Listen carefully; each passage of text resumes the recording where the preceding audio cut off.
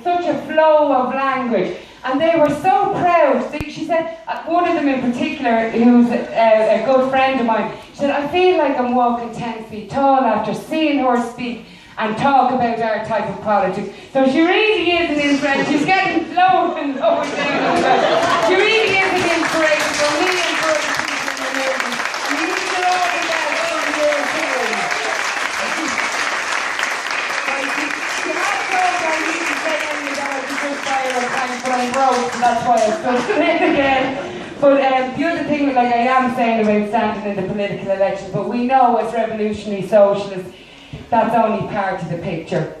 We really have to grab and wrestle the control out, their economic control out of their hands. I mean, you look at the policy decisions that are being made. It's absolutely insane. Peter McVerry here talking about the homeless situation. And again, I'm sorry, because it's figures, I have to go to my little book here. I probably haven't got it handy. I think it was 283 million they are going to spend in this country.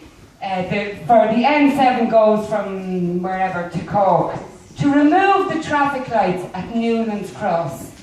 283 million. When Seamus in Wexford was fighting to keep the resource centre open for women that were suffering domestic violence, they were looking for 100 million. And there's no money, and actually we haven't got it, and we all, you know, the priorities of this government are just unbelievable. So yeah, we'll politically try to change the policy direction and definitely represent the interests of people.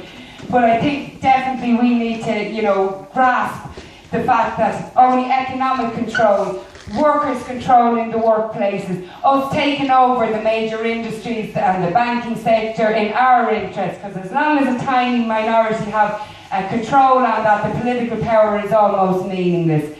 But the other thing I want to talk about is, and my mind's gone, because I've gone a little bit tired. Hold on, right now, I'm scrambling again with my pages. I suppose, the thing of the numbers and encouraging you to get involved. I just think that whatever about all the pain we're going through, the other thing that's keeping me going through is the uprising all across the world, whether it's Brazil, whether it's Turkey, whether it's Spain, whether it's Egypt. You can't help but feel the power and the sense of pride when you see thousands of people gathered together, a real display of our class power against them, all assembled together in massive, huge numbers. And that's what we need. We really need a bottom-up numbers game to get out onto the streets and really show them where the power actually is vested. We create their wealth, they siphon it off from us and live the privileged life out of it, but we've got to try and build up the numbers, whether it's hopefully it's joining us here in Socialist Workers' Party, talking politics, trying to encourage other people to get involved. And I think that's what encouraged me over the weekend, that in most of the talks where we had different representatives on the panel, they're all talking about uniting, forming alliances, whether it's Peter McVerry, you know, talking about working with Breed and other councillors on the housing issue and getting all those housing issues together, homelessness, the mortgage crisis, the people in negative equity, direct provision, the traveller housing accommodation that's not being put into place, getting all, forget the divide and conquer, getting all the issues together, and then you're bringing greater numbers into that alliance and you're a stronger, you know, force to be reckoned with. Or as the unions are saying, you know, the assembly in the north, they're going to have a people's assembly up in the north, and kind of getting down to bread and butter issues to try and break that divide and conquer of sectarianism up in the north. And I think that's what we're starting to see. People are copping on, we're stronger when we're together.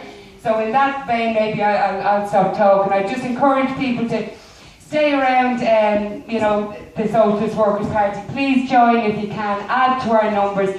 There's a big fight on, the battle for austerity isn't over, and I think that, you know, we can really make a significant change. We can get our message out there. We can offer an alternative and a bit of hope to the people who maybe are a little bit demoralised and apathetic, but we need the numbers to do it. So please join if you can. Thanks very much.